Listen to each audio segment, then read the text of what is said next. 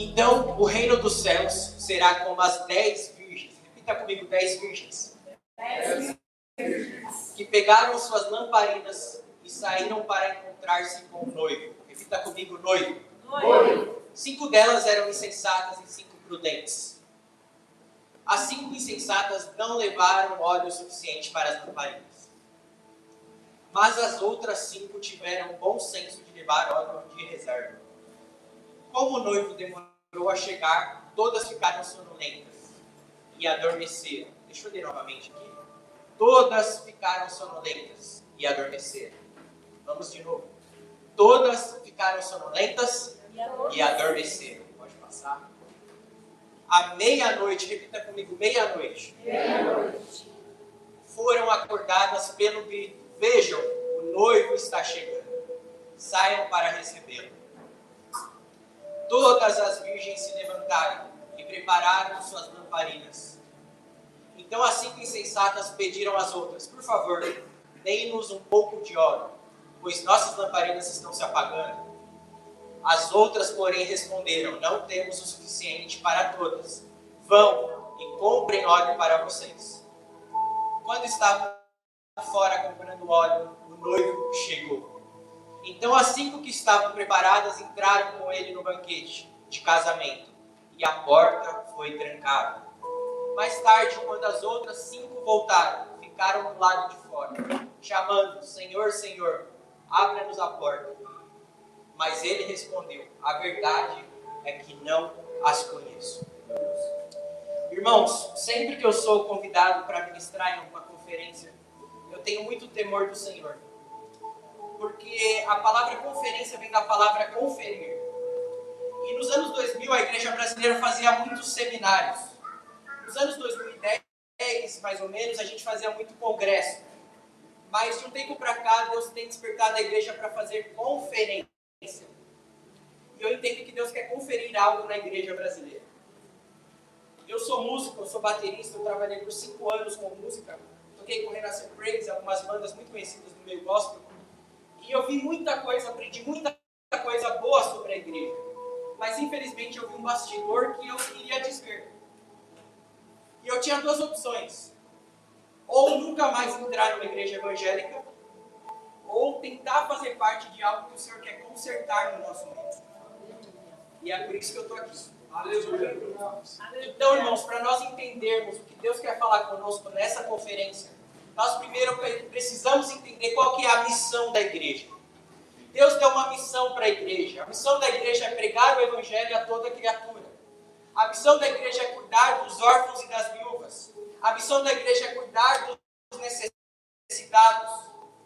E como isso vai muito contra a cultura humana é olhar para si próprio. A cultura humana é cada um por si, cada um olha para o seu umbigo. Como a igreja sempre vai na contramão, nós sempre fomos uma fé perseguida. O evangelho é conhecido como uma religião de escravos. Isso acontece até hoje na Ásia, isso acontece até hoje na África. Nós vamos falar aqui com vocês aproximadamente de 40 a 50 minutos. Quando eu terminar essa palavra, 3 cristãos foram mortos por não negarem a sua fé. Nós somos uma religião, irmãos, de pessoas que fazem aquilo que vai na contramão da política do mundo, daquilo que todo mundo pensa. E no Brasil isso não é diferente. Se você pesquisa, aproximadamente até 1980, cristãos não eram enterrados em cemitérios públicos. Tem um avô de um pastor muito conhecido no Brasil, o pastor Márcio Valadão, o avô dele, no ano de 1980, para ser enterrado lá em Belo Horizonte, teve que ter uma procuradoria pública, porque ele era cristão, não podia enterrar cristão com pessoas normais. Essa é a fé que eu e você carregamos. Só que no Brasil, irmãos, nós fomos ganhando espaço. Hoje nós lotamos estádios, hoje nós podemos transmitir pela internet o nosso culto. Hoje nós somos quase metade da população brasileira. Mas o que mudou na nação brasileira? A gente ganhou tamanho, mas será que a gente está cumprindo a nossa missão? Para nós entendermos mais sobre isso, irmãos, nós precisamos entender que eu e você somos chamados de cristãos. A palavra cristão significa pequenos cristos. Ou seja, eu e você representamos o próprio Cristo aonde nós estamos. E para nós então entendermos se eu e você temos cumprido a nossa missão como igreja, como cristãos, vamos então olhar para a vida de Cristo. A vida de Cristo foi como já foi falado aqui hoje. Você acha que Jesus acordava cedo, ia para o trabalho dele, voltava do trabalho dele, assistia a Netflix, dormia, no outro dia era tudo de novo? Jesus tinha uma vida comum? Não, irmãos. O Evangelho de João diz que se fosse escrever todos os milagres de Jesus, não ia caber em nenhum livro da terra. Jesus, aonde ele estava, algo sobrenatural acontecia. Quando foi a última vez que você orou por um enfermo? Quando foi a última vez que alguém lá no seu trabalho falou: estou com dor de cabeça, em vez de tirar uma aspirina, você orou? Deixa eu orar por você, o meu Deus cura. Quando foi a última vez que alguém falou mal do marido para você, mulher que está aqui? Você falou: olha, meu Deus restaura casamentos. Nós estamos fazendo o que Cristo faria. Há um livro muito bom chamado Em Seus Passos, o que Jesus faria. Irmãos, nós aprendemos um evangelho que não é o evangelho da Bíblia. Sabe por quê? Se eu te perguntar qual foi a frase que Jesus mais falou no ministério dele, talvez mesmo você me fale: Kelly, Jesus falou mais sobre amor. Jesus falou mais sobre cura. Jesus falou mais sobre salvação. E a resposta é não. Jesus falou mais sobre o reino de Deus. O reino de Deus carrega cura, libertação, restauração, carrega tudo isso. Aleluia. Você se lembra quando Jesus estava na cruz e tinha 2 ladrões do lado dele? O ladrão do lado direito se chamava Dimas. E ele disse: Senhor, me permita ainda hoje estar contigo no teu reino. Jesus respondeu: ainda hoje estarás comigo no paraíso. Reino e paraíso são diferentes. Você já prestou atenção nisso? Por que Jesus falou paraíso e não reino? Paraíso é você ir da terra para o céu. Reino é você trazer o céu para a terra. Irmãos, Jesus orava por cura, porque no céu tem dor? Não. Então na terra também não vai ter. Eu quero trazer o céu para a terra. No céu tem morte? Não. Por isso que Jesus ressuscitava mortos. Tá bom? Por isso que Jesus ressuscitava mortos. Jesus veio trazer o céu para a terra. Nós oramos isso no Pai Nosso. Pai Nosso que estás nos céus, santificado seja o teu nome. Venha nós o teu reino. Irmãos, se você se converteu há mais de 10, 15 anos, é muito provável que você ainda não entendeu o que é o Evangelho de Jesus Cristo. Porque os evangelistas do passado nos falavam: olha, vem para a igreja para você não ir para o inferno, para você ir para o céu. Mas o evangelho que Jesus viveu não é vem para a igreja para você ir para o céu. É vem para a igreja para você trazer o céu para a terra. Aleluia. Esse é o evangelho de Jesus Cristo, irmãos. E nós como igreja, infelizmente, poucos de nós vivemos esse nível de evangelho. E para nós vivermos esse nível de evangelho, nós precisamos de uma vida totalmente controlada pelo Espírito Santo. Totalmente controlada pelo Espírito Santo. Tem uma história antiga de um pregador chamado Dwight Moody. Ele viveu perto ali dos anos 1900. E ele era um pregador da Europa. Então, uma igreja da África convidou ele para ir ministrar. E aonde esse homem ia, tinha curas, maravilhas, ressuscitava mortos. Então, quando ele convidou esse pregador para ir da Europa para a África, os pastores da África quase bateram nesse pastor que convidou ele. Eles falaram: olha, a gente está aqui na África, por que você não convidou um de nós para pregar? O Dwight Moody vai ter que entrar num navio, ficar semanas no mar para chegar aqui. Por que você convidou o Dwight Moody? Por acaso ele tem controle sobre o Espírito Santo? E esse pastor respondeu: o Dwight Moody não tem o controle sobre o Espírito Santo, mas o Espírito Santo tem total controle sobre o Dwight Moody. O Espírito Santo tem total controle sobre a sua vida? Se o Espírito Santo essa semana quiser mexer no seu sono, ele pode? Se o Espírito Santo quiser mexer nas suas finanças, O Espírito Santo mostrar alguém lá na rua e fala, dê todo o dinheiro que você tem na conta para essa pessoa. Ele pode? Se o Espírito Santo quiser mexer na sua casa, em como você cria o seu filho, em como você trata o seu marido, o Espírito Santo pode? Irmãos, nós estamos vivendo muitas vezes uma vida com Deus acomodada. E o Espírito Santo quer mexer nas nossas rotinas. O Espírito Santo quer mexer na nossa vida. Não faz sentido uma conferência como essa se eu não falar para você, entregue o controle da sua vida ao Espírito Santo. Aleluia. Glória a Deus. Alguns anos atrás eu estava andando com um amigo meu, aqui na Avenida Mateu Beni, em São Mateus. A esposa dele estava com dor de cabeça e a gente foi em uma farmácia. Ela na época não podia tomar alguns tipos de remédios, ela estava passando por um tratamento.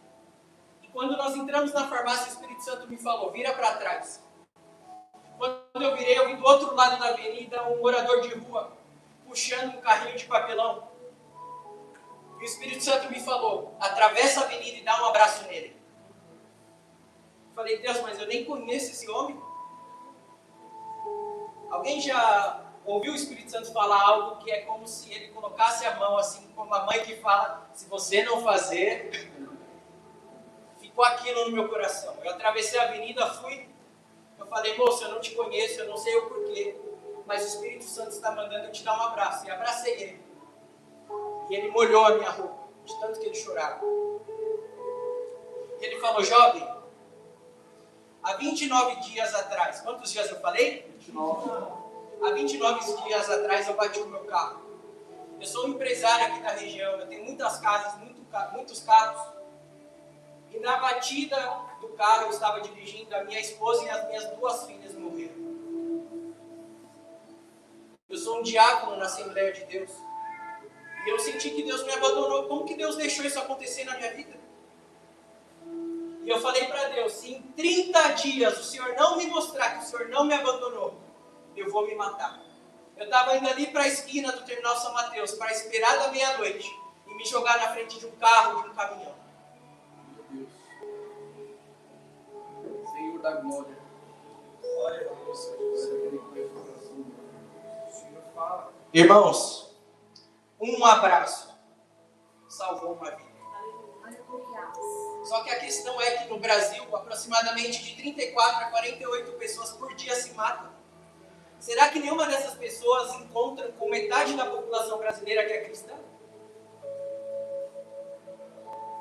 Será que a gente nunca encontrou no ônibus, no trabalho, no farol, alguém que tirou a vida e a gente não estava atento ao Espírito Santo? Olha isso, Espírito Santo. Talvez você fale, Kennedy, como assim? Você acha mesmo que um abraço pode salvar a vida? Uma oração pode salvar vidas? Irmãos, eu estou aqui porque alguém ouviu o Espírito Santo. Quando eu tinha 2 anos de idade, a minha irmã nasceu. E quando a minha irmã nasceu, minha mãe teve uma enfermidade que não saía leite do peito da minha mãe. Não sei se alguma mulher já passou por isso, do leite empedrado. Minha mãe ficou com isso por 9 meses. Ela não conseguia se levantar para ir no banheiro. Ela não conseguia se levantar para se trocar. Meus familiares, meus tios, se revezavam para ir na minha casa para ajudar ela. Então, um tio meu era cristão. E ele falou, olha, na minha igreja está tendo uma campanha de oração. E essa semana o pastor falou que Deus quer trazer cura. Ele pegou esse pastor, foi na casa dos meus pais e orou pela minha mãe. Minha mãe levantou pulando de alegria, porque ela havia sido curada. Obrigado, Senhor. Aleluia. Na mesma semana, minha mãe foi na igreja e Deus usou o pastor para revelar que havia sido feita uma obra de feitiçaria.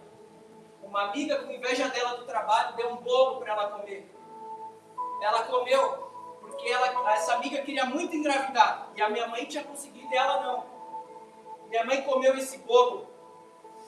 Deus revelou e o pastor falou, Deus está quebrando essa obra de feitiçaria contra a sua família.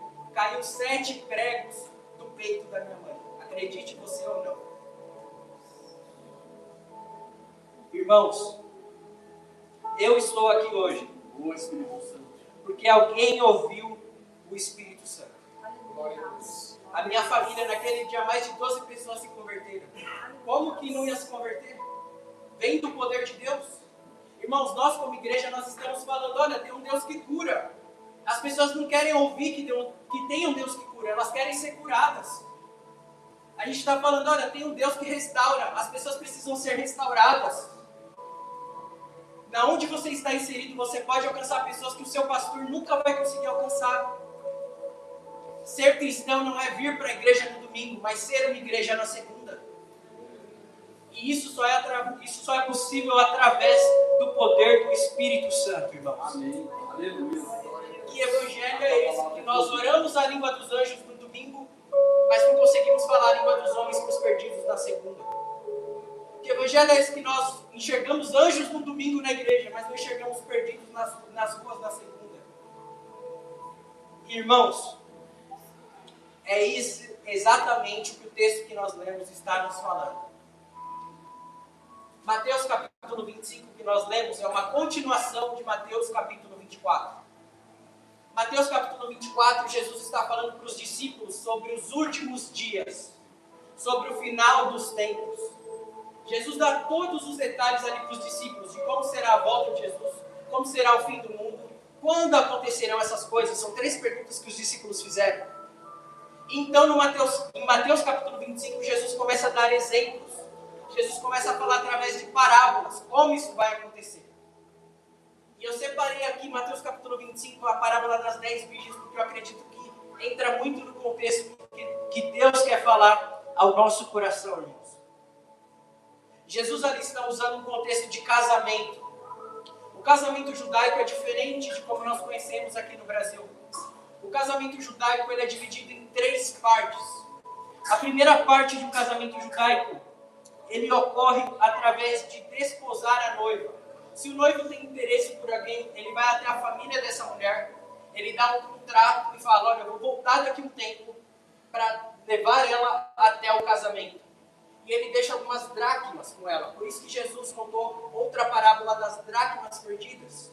Dracma é como se fosse aliança no judaísmo. São peças de pérola. Então, esse noivo vai embora e a noiva tem que estar preparada, porque ela não sabe quando o noivo vai vir para o casamento. Já pensou, mulheres? Você tem que estar pronta quando o noivo chegar. Você iria dormir? Você ia ficar atenta. Certo? O noivo então ia para a casa dele, preparava toda a cerimônia, preparava o lugar onde ele ia levar a noiva para morar. E quando ele estava pronto, o amigo do noivo ia à frente, tocando um chofar, uma trombeta, e gritando, o noivo vem aí, o noivo vem aí, até a noiva ouvir, se aprontar e encontrar com esse noivo no meio do caminho, geralmente no deserto. Quando essa noiva encontrava o noivo, era montada uma tenda no meio do deserto, e ali eles realizavam o casamento, a cerimônia de casamento. A noiva dava 7 voltas em torno do noivo, representando as muralhas de Jericó, que dividia eles de se tornarem um só. Após as 7 voltas, todos os convidados saíam da cerimônia e eles então realizavam ali o ato sexual. Após o ato sexual, eles ficavam 7 dias em festas, onde eles receberiam 7 festas, aliás, 7 bênçãos do casamento. Jesus usou esse contexto para nos falar sobre a sua volta, irmãos. Porque Jesus é esse noivo. Jesus veio à terra, escolheu uma noiva, a igreja. Jesus falou para a igreja, olha, eu vou para a casa do meu pai, mas não se preocupe, eu vou preparar a morada, exatamente como o noivo judaico fazia. E a Bíblia diz que quando Jesus voltar, haverá o som de uma trombeta, e nós nos encontraremos com Cristo nos ares, no meio do caminho. Então nós iremos, Apocalipse diz, para as bodas do Cordeiro, a festa de casamento. Só que eu quero destacar aqui alguns pontos importantes, irmãos, dessa parábola que nós lemos. O primeiro ponto é que Jesus está falando das virgens. Aqui eu quero entrar no contexto dessas virgens como a igreja. Teologicamente nós sabemos que podemos usar a igreja ou Israel, mas eu quero usar aqui com vocês a igreja. Então a igreja é a noiva de Cristo, Israel é a noiva de Deus. Então nós estamos esperando o noivo voltar. Só que a Bíblia diz, irmãos, que o noivo demorou para voltar. Parece que Jesus não vai voltar.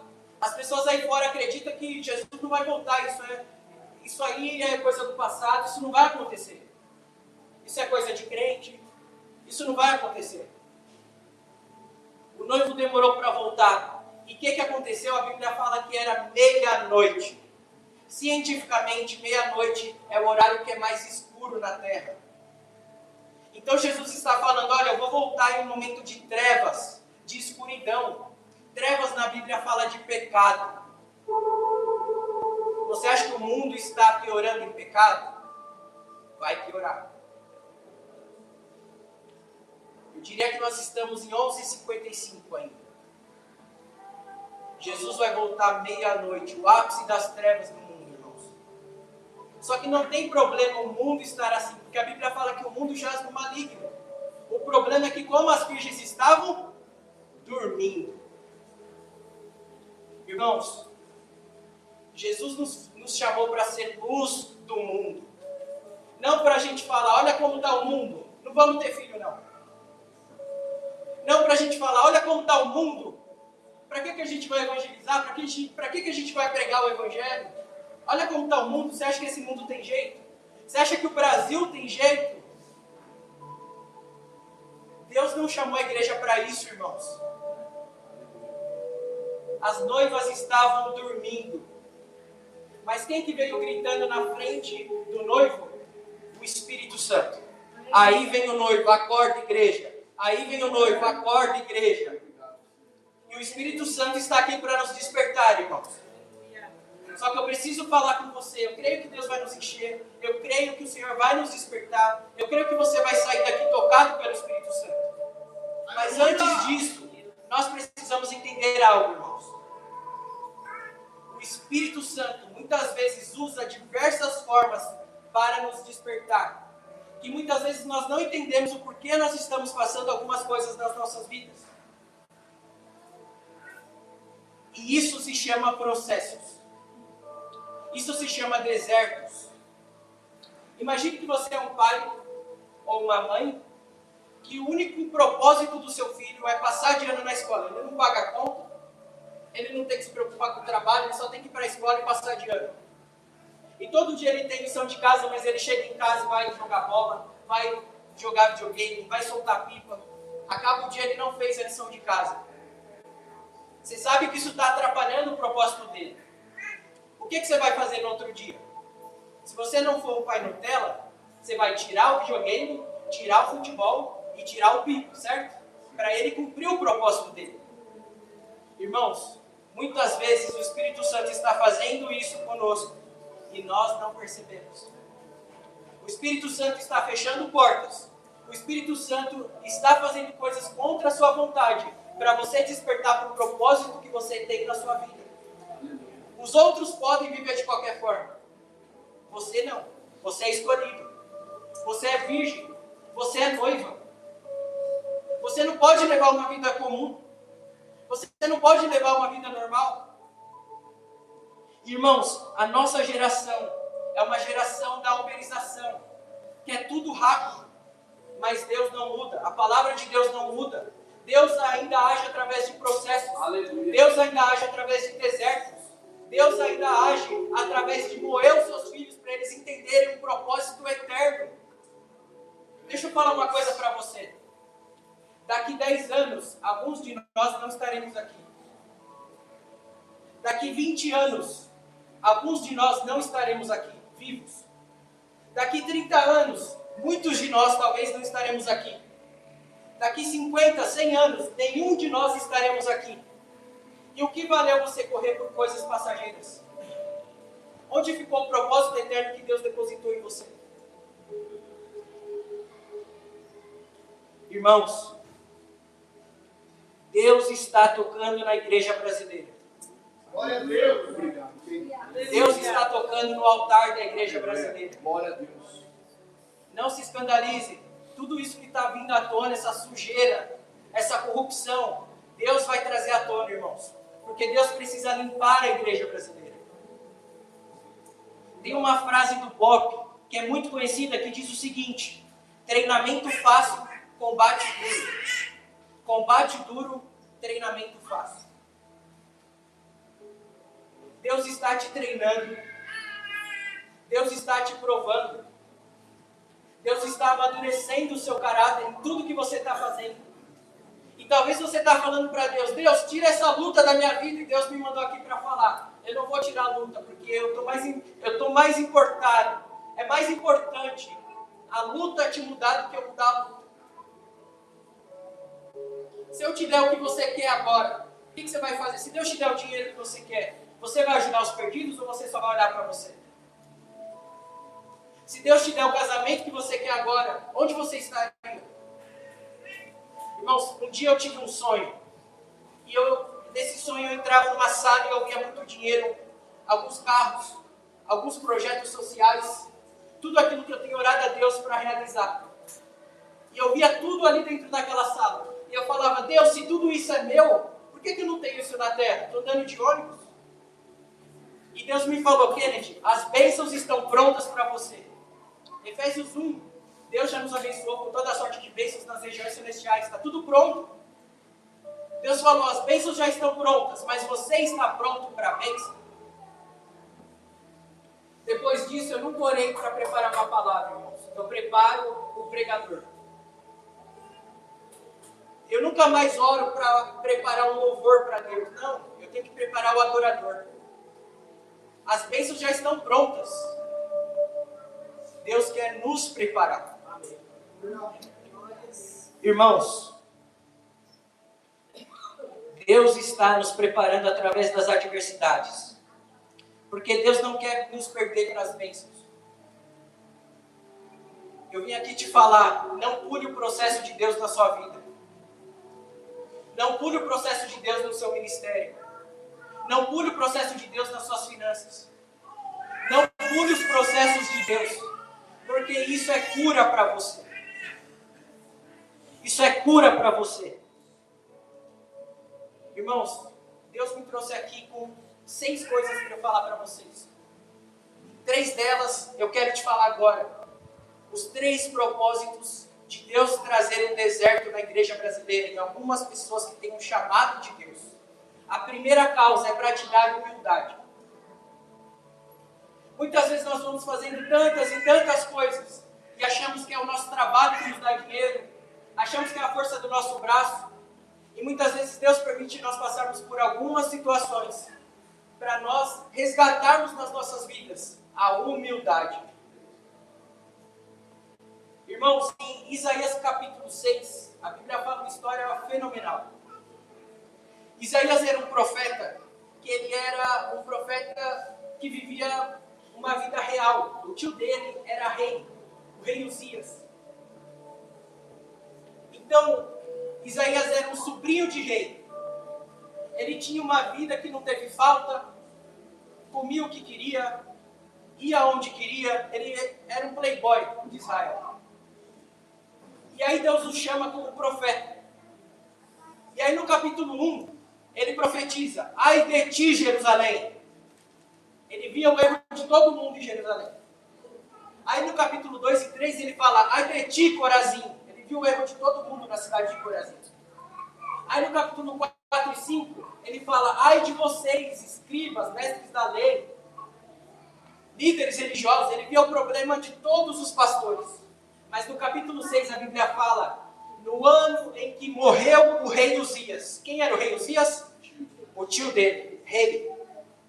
Isaías perdeu uma vida que ele tinha tudo que queria. Ele saiu da vida real. Deus levou ele para um deserto. No ano em que morreu o rei Uzias, eu vi o Senhor assentado sobre um alto e sublime trono. Então, ele vê ali os anjos e depois ele fala, ai de mim. Antes do deserto, ai de vocês. No deserto, ai de mim. Irmãos, o deserto nos mostra quem nós somos. O deserto nos faz valorizar coisa que muitas vezes nós não valorizamos. Eu me lembro de uma viagem missionária que eu fiz para o interior do Piauí, Massapê do Piauí. E ali eu cheguei numa região onde as pessoas tomavam água mais preta que a Coca-Cola que nós tomamos aqui. Não tinha encanamento. Quando eu cheguei em casa, eu chorei uns 40 minutos debaixo do chuveiro. Falei, Deus, olha pelo que nós não somos gratos. A humildade, irmãos, Deus quer resgatar na igreja brasileira. Glória a Deus! Deus quer resgatar a humildade no nosso meio. Aleluia! Os cristãos estão muito orgulhosos, a gente não perdoa. Se alguém sai da igreja, o pastor amaldiçoa. Que evangelho é esse, irmãos? Que evangelho é esse que nós não perdoamos? Que evangelho é esse que a gente não pede perdão? Talvez você fez mal para alguém. Deus está falando, volta e pede perdão. Aleluia! Glória a Deus! Segunda coisa, irmãos, o segundo propósito que Deus permite alguns desertos na nossa vida é para nos restaurar o amor. Abra aqui, por favor, Apocalipse capítulo 2.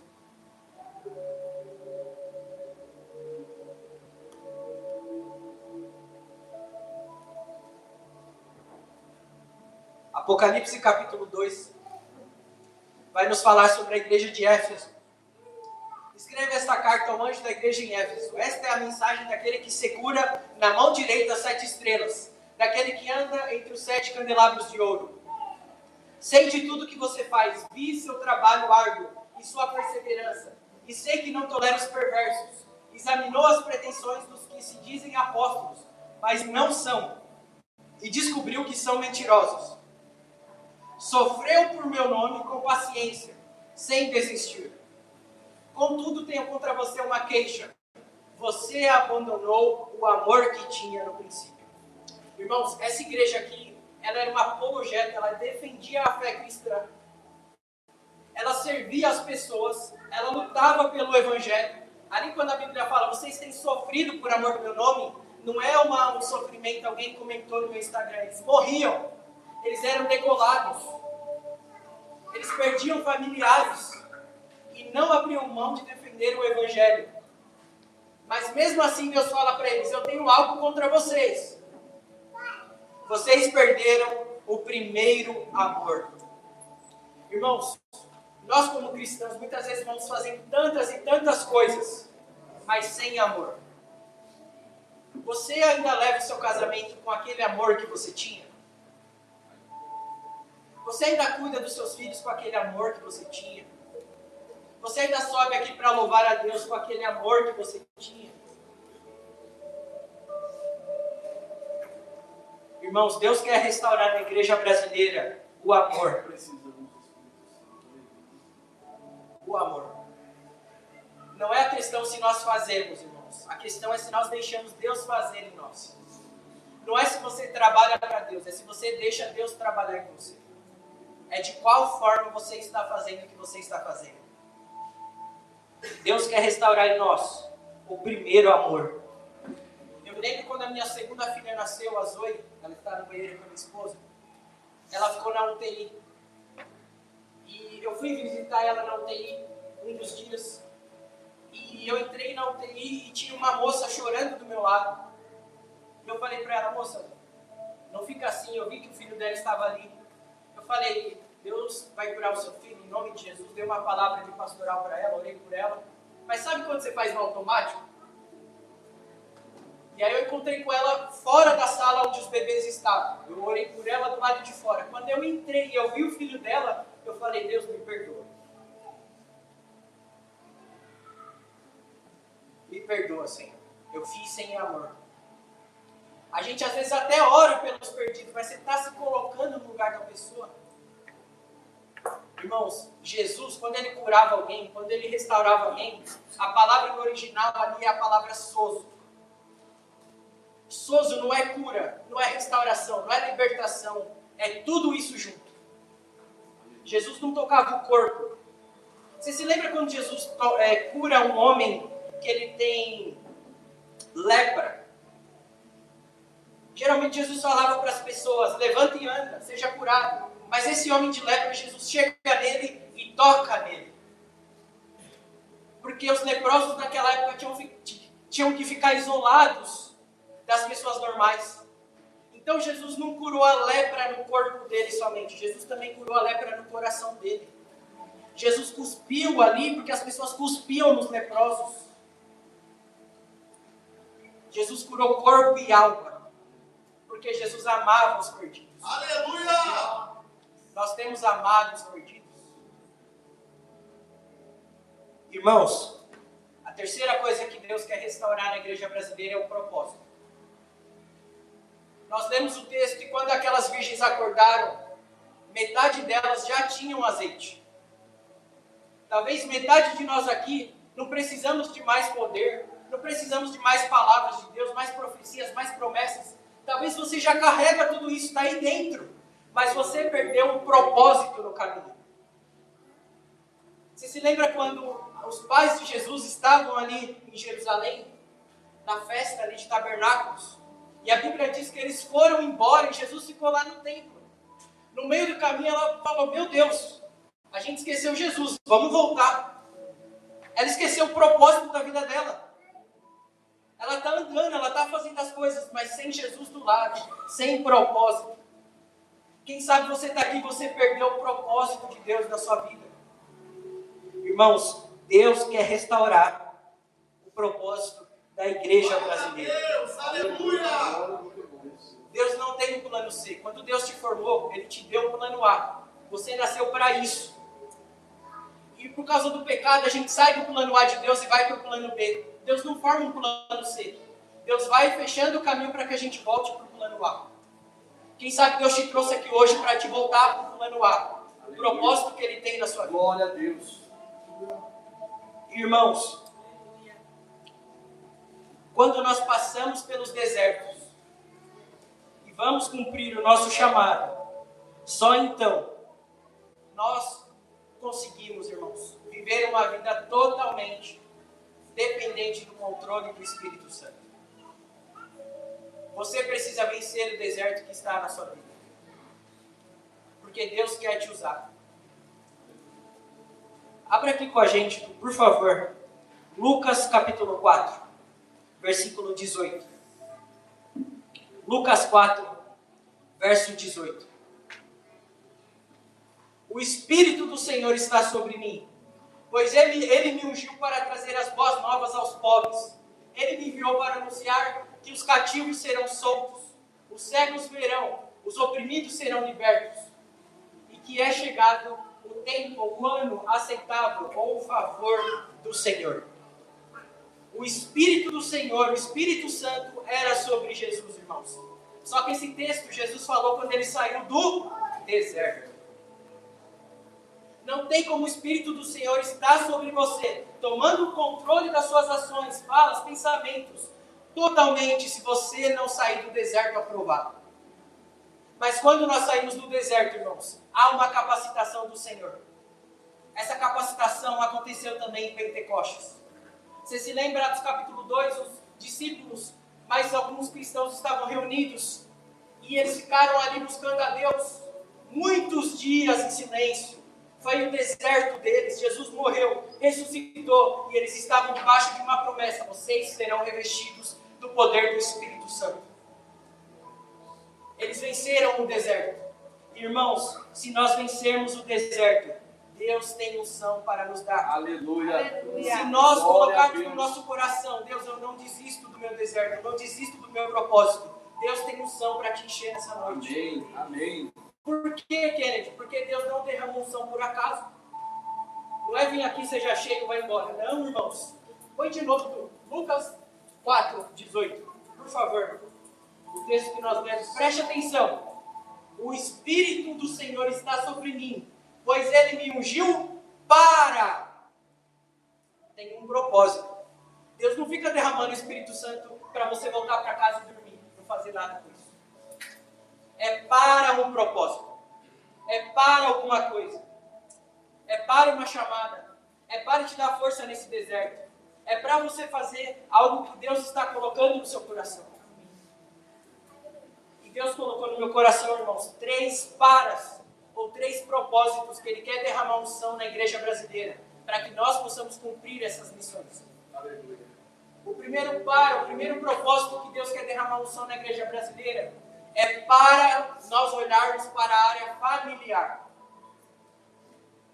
Irmãos, no ano de 2020 teve um evento no Brasil chamado Descendo. Alguém conhece esse evento? Irmãos, muitas pessoas falavam, é o avivamento no Brasil. Nós lotamos 4 ou 5 estádios, não lembro agora. Acho que foi 3, né? 3 estádios.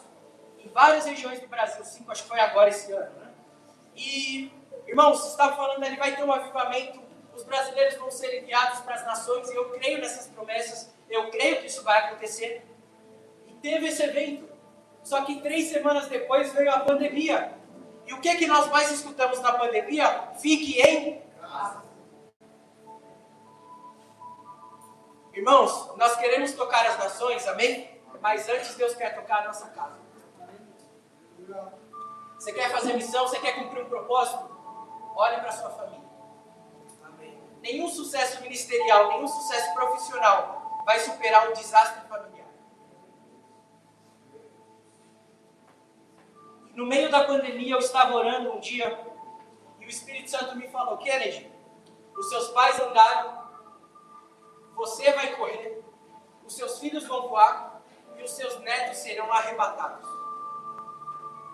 Dias depois, o apóstolo Luiz Hermínio, em uma live, falou a mesma frase. Ele falou: irmãos, Deus está falando isso no meu coração, eu preciso falar aqui para as nações. Irmãos, tudo que Deus faz é geracional. Você olha para você, o mundo espiritual olha para a sua geração. Deus é um Deus de Abraão? Não, é Abraão, Isaac e 3 gerações. Deus age de forma geracional. Irmãos, Deus tem nos desperto para essa área nesses dias. Deus tem nos desperto para essa área nesses dias, irmãos. Porque Satanás está atacando a próxima geração. A Bíblia fala em Apocalipse capítulo 13, eu saí tudo aqui do sermão, Deus sabe por quê. Apocalipse capítulo 13, sobre a marca da besta. A marca da besta ela é colocada na testa e na mão, correto? Testa na Bíblia fala de pensamento. Mão fala de trabalho. Satanás está fazendo os jovens aí fora, as crianças aí fora, os adolescentes aí fora, pensarem igual e fazerem as mesmas coisas, que vão contrárias à palavra de Deus. Você está esperando um chip, a marca da besta está sendo implantada todo dia. As ideologias do inferno estão entrando, irmãos, dentro dos lares cristãos e nós não estamos vendo. Deixa eu te falar uma coisa. Batalha espiritual sempre acontece antecipadamente. Satanás sabe que Jesus está voltando. Satanás sabe que está perto de Jesus vir. E ele está atacando a próxima geração já, porque eles vão viver, irmãos, as promessas de Deus. Quando Moisés nasceu, o que o faraó mandou fazer? Mata todos os meninos. O faraó não precisou esperar Moisés abrir um mar. O faraó não precisou esperar Moisés fazer algum milagre. Quando ele nasceu, Satanás já tentou matar ele. O que mais grita se aí as ideologias da nossa geração? Aborto. Satanás está querendo matar a próxima geração. Você conversa com um jovem hoje de dentro da igreja, ninguém mais quer ter filho.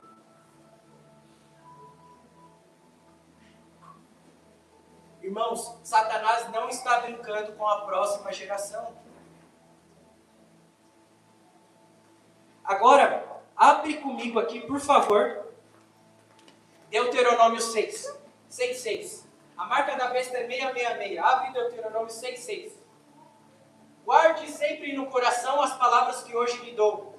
Repita-as com frequência a seus filhos. Converse a respeito delas quando estiverem em casa e quando estiverem caminhando, quando se deitar e quando se levantar. Amarre-as nas mãos e prenda-as na testa. A marca da besta, irmãos, é uma imitação. Existe a marca do cordeiro. Satanás só imitou e distorceu. Deus está falando que tem uma marca dele, que os pais devem colocar nos filhos, na mão e na... O que é a marca de Deus, irmãos? Ensinar os nossos filhos a fazerem o correto e a pensarem o que é correto. Aleluia. De acordo com a palavra de Deus. Eu e minha esposa, nós lideramos jovens por 5 anos. E quando alguns pais vinham falar algumas coisas para a gente falava: olha, nós somos líderes, mas para toda a casa Deus deu um pastor e uma pastora de jovens. Eles se chamam pai e mãe. Nenhum pastor vai conseguir fazer mais do que você, pai e mãe, que está aqui sobre a vida dos seus filhos. Glória a Deus. Então nós precisamos despertar, irmãos. Como está o seu ensino da palavra de Deus na vida do seu filho? Não terceirize, não jogue para a igreja. A igreja tem que te ajudar sim. Mas a Bíblia fala, irmãos, quando nós chegarmos no céu, Deus não vai perguntar quantas nações você tocou. Deus vai perguntar, e a sua família?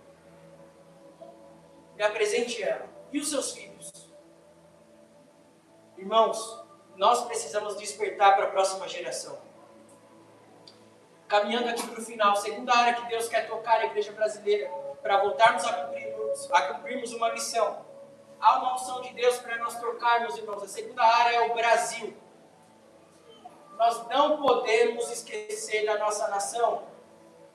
Segunda Crônica 7,14. Se o meu povo, que se chama pelo meu nome, se humilhar e orar, e se arrepender dos seus maus caminhos e buscar a minha face, então eu virei dos céus, perdoarei os seus pecados e sararei a sua terra, a nossa terra, o Brasil.